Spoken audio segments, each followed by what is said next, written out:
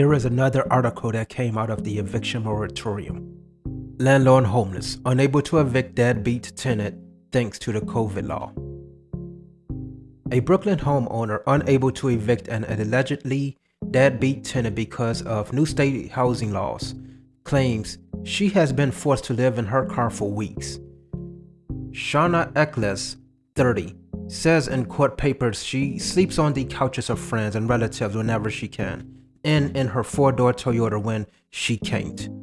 After fighting and failing for months to evict Sharita Peterson, 33, from the two-family home in Carneades. There were supposedly other landlords that were doing that. There was this YouTube video of a landlord supposedly living in his car. I doubt that was accurate looking at his other videos, so I'm not going to mention the creator. However, this is just a horrible way for someone that is not bad with their money have to live. This way of living was forced on her by the government. There is no one I can stay with until I am able to evict, and all of my money covers the mortgage, water bill, and property taxes, Eccles told the Post. If anything gets cut off, it will be considered an illegal eviction. I have no additional funds to rent an apartment. A story like this would make a lot of politicians happy. The working class is suffering, keeping bums housed. The working class have to work harder because of a looming legal threat is hovering above them. Since all this lady's money is going to keep bums housed, she can afford a place to rent for herself, causing her to sleep in her own car. Thanks to the state's pandemic-inspired eviction moratorium and recently enacted housing regulations, Peterson has until at least May 1st before any New York housing court would even consider a case against her. This article is from March 2021, so this landlord would have had to wait 2 more months just to get the courts involved, in which then an eviction could take up to a year. That's because she checked a box on a hardship declaration form claiming she's been financially impacted by COVID-19 and is unable to move. Under the new rules, New Yorkers had until February 26 to fill out the form, which automatically pauses their evictions. Peterson, who allegedly owes $14,700 in back rent on the 2-bedroom pad, bought a car during the pandemic, according to court's paper. I wouldn't be surprised. There were other articles that during this time period, people were taking their rental assistance money, since some states directly paid the tenants and not the landlord, which is just stupid, and they started buying jet skis and such. The federal government gave bums the right to not pay for their living expenses. And the City Department of Social Services recently told Eccles that Peterson has rejected its offers of rental assistance so she can find a new apartment, the landlord claims. The hardship declaration seems to be a free pass, the landlord said. Yes, it was just a free pass. It was just to screw up the middle class people that invested their money besides wasting it. They don't have to prove it, and they don't allow us to challenge it, said Eccles, who has been trying to evict Peterson since August.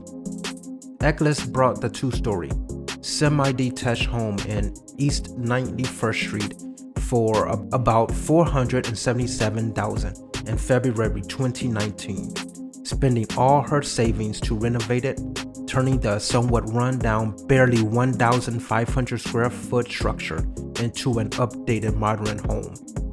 I'm guessing that this building is the landlord's home. It was a good plan for her to buy a multi-unit and then rent out the other one.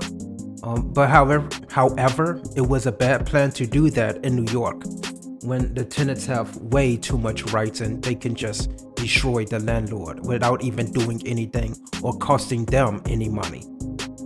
Peterson, who was supposed to pay $2,100 a month, was her first tenant. Without any rental income for months, Eccles thought she was close to a legal settlement with Peterson in December. Believing Peterson was about to vacate, She rented the home's first floor to an elderly woman and moved out to temporarily live with friends.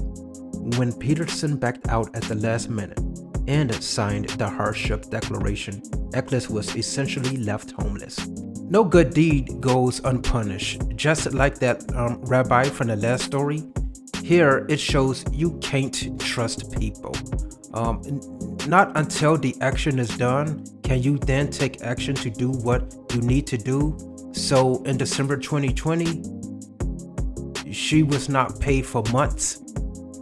There was no reason for her to believe that this lady was actually going to move out by that time. One neighbor said, "I've seen her in her car in the driveway." Another neighbor who has heard the two women arguing said, "It's very unfortunate. She said she was the first in her family to buy a house." There were times when Shauna was scared.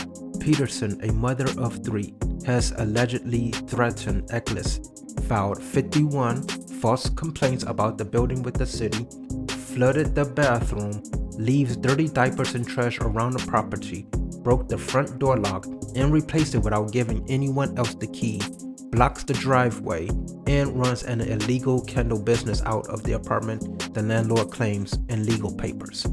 This is the power that the bums have.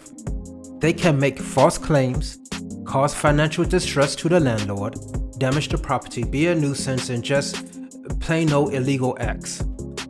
If you are in a corrupt city or county, then there's a good chance there's nothing a landlord can do. Like what was stated before regarding the illegal eviction, the landlord is responsible for keeping the bums in a good living condition. Even though you hear the bums say, "Oh, it's my home." However, they never need to take care of the property like it's their home. This just keeps hurting the middle class, and this hurts the residents and the neighbors as well. Like for me, the former squatter in my place, had trash everywhere, causing the building to get mice. So all the tenants had mice due to this one person, and this possibly could have went from building to building as well. Well, luckily I didn't get any insect infestation. So anyway, this squatter in the article is a menace to not only the building, but also the neighborhood. Peterson has accused Eccles of harassing her. According to court papers, the tenant could not be reached. The case highlights a troubled lack of balance between the rights of landlords and tenants in New York City, and is a prime example of the state government's failure to properly address the housing situation, said Eccles' lawyer, David Gerard. He said small landlords are in truly unfair and untenable situations. While this article is from 2021, it is still very appropriate as to what the middle class landlords still have to face even today.